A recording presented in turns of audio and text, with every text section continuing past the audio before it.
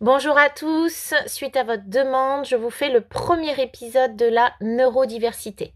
Neurodiversité, qu'est-ce que ça veut dire? Alors c'est deux grandes classes, ce qu'on appelle les neuroatypiques, et je vais vous en parler aujourd'hui rapidement, et les neuronormés, et je vais vous en parler évidemment rapidement.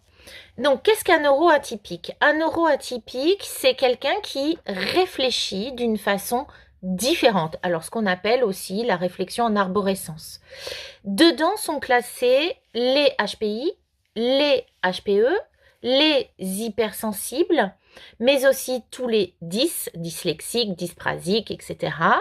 et les TDAH, etc. Donc, j'insiste, cette catégories qu'on appelle les neuroatypiques ne sont pas plus intelligents de la catégorie qu'on appelle neuronormés. C'est juste leur réflexion qui est différente.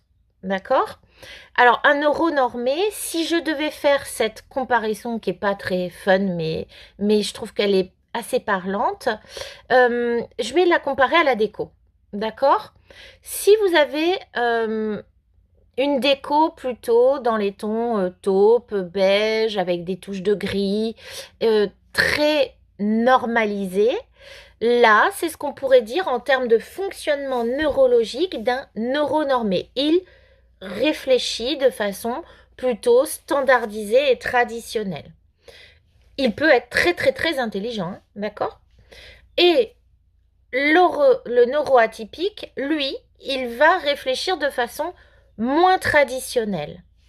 Par exemple, si je reprends la métaphore avec la déco, si on a une déco avec une pièce complètement noire, parquet noir, mur noir, ou avec des couleurs extrêmement flashy, orange, etc., etc., on est plutôt dans quelque chose d'assez atypique en déco.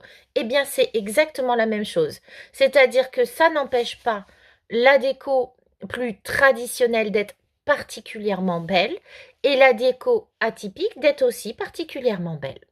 Voilà le premier épisode et je vous détaillerai ensuite les neuroatypiques dans un épisode 2. Merci.